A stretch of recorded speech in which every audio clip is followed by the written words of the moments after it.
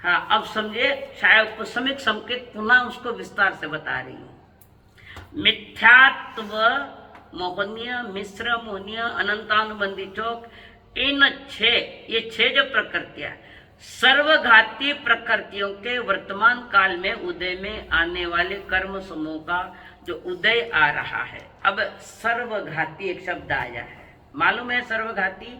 ये है आत्मा के गुणों की घात करिए, घाती कर्म का विषय है, अघाती का विषय नहीं। सर्वघाती शब्द आया, देखो, मिथ्यात्व, मिश्र, ये दो दर्शन मोहनी और अनंतानुबंधी चौक, इन ये जो छह प्रकृतियां है ये सर्वघाती है, यानी घाती कर्म की प्रकृतियां जो जीव को घाती प्रकृतियां, घाती कर्म जो उदय में है उसमें से कुछ निकाल रहा है। तो ये सर्वघाती ने आत्मा के गुणों की जो घात करे वे चार घाती कर्म है, ज्ञानावरण, दर्शनावरण, मोहनीय और अंतराय। ये अंतराय, ये चार घाती कर्म है, यानी आत्मगुणों की घात करे, यानी वे इनको आत्मगुणों को प्रकट होने में पूरी बाधा देता है। कौन? घाती कर्म। अघाती कर्म कुछ भी नहीं कर सकता, कुछ भी नहीं कर सकता। आयुष्य पूरा होए के चार घाती कर्म खत्म किए और जीव का आयुष्य कर्म पूरा आवे तो वो जीव मोक्ष में जावे। तो ये सर्वघाती यानी आत्मा के आत्मगुणों को बाधक बन रहा है प्रकट होने में। तो ये जो, तो उसमें से जो प्रकृतियां उदय में आई है उनको तो वो निकालता है, खत्म करता है। अब दर्शन मोहनीय घाती कर्म किस प्रकृति है? मोहनीय कर्म, दर्शन मोहनीय और अनंतानुबंधी ये चारित्र मोह का विषय, ये घाती कर्म की है। एक श्रद्धा को नहीं होने देवे और एक चारित्र नहीं होने देवे। कौन? तो एक श्रद्धा को नहीं आने देवे तो मिथ्यात्व मिश्र और अनंतानुबंधी चौकड़ी, ये चारित्र मोह की प्रकृति है, भीतर में कषाय भाव को कमजोर नहीं होने देता है। यह जीवन में चारित्र भाव या रागद्वेष कमजोर नहीं होने देता है। तो वो है घाती प्रकृति, आत्मा के गुणों की घात, यानी मोहनीय कर्म की चारित्र की प्रकृति मोक्ष लक्षी चारित्र को प्रकट नहीं होने देता। और मिथ्यात्व और मिश्र ये श्रद्धा गुण की घात करता है, श्रद्धा यानी प्रकट नहीं होने देवे सम्यक दर्शन मोक्ष मार्ग वाला। तो जो वर्तमान काल में जो उदय में आने वाले हैं उनको उदय में आए हुई प्रकृतियों को वो निकालता है, जो उदय में नहीं आई है उनको दबाता है और एक का उदय होता है। कौन सी? समकित मोहनीय। तो दर्शन मोहनीय की प्रकृतियां और चारित्र मोहनीय की प्रकृतियां छह। इसमें संकित मोहनीय क्यों?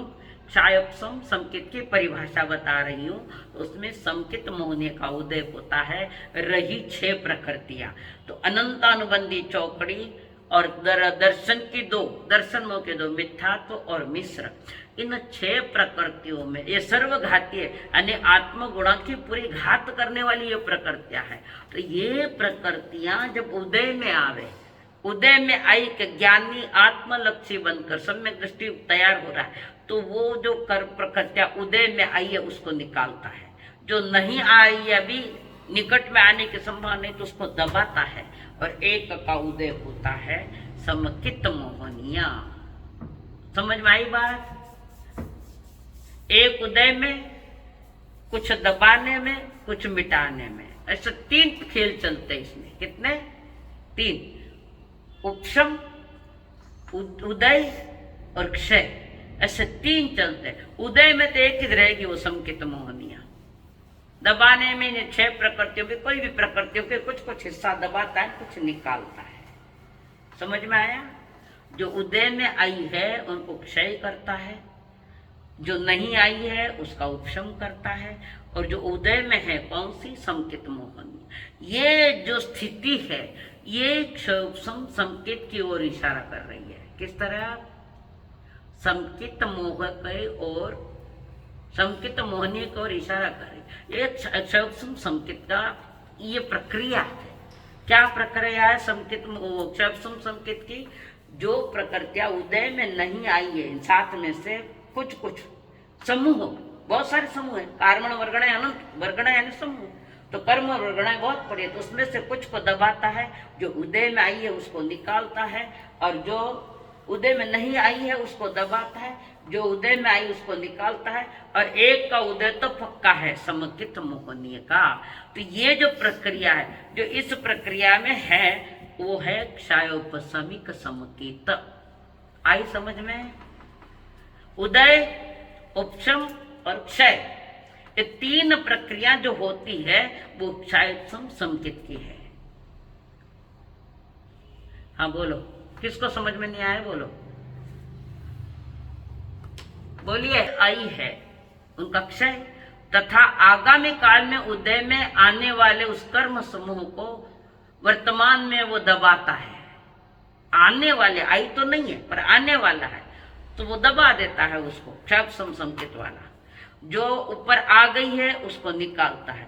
जो भविष्य में उदय, भले एक समय, दो समय और भी समय ज्यादा, तो उदय में जो आने वाली, आई तो नहीं है पर आने वाली है, तो उस समय वो दबाता है, और जो आ गई है उसको निकालता है। और एक का उदय वो है समकित मोहनीय का उदय। ये तीन प्रक्रियाएं हैं, उदय, उपशम और क्षय। ये जो प्रकृतियां हैं, ये सारी प्रकृतियों का खेल क्षयोपशमिक समकित की ओर इशारा है। ये क्षयोपशम समकित इसको कहते हैं। हाँ, अब किसको समझ में नहीं आई? बोलो। पुष्पा जी समझ में आई?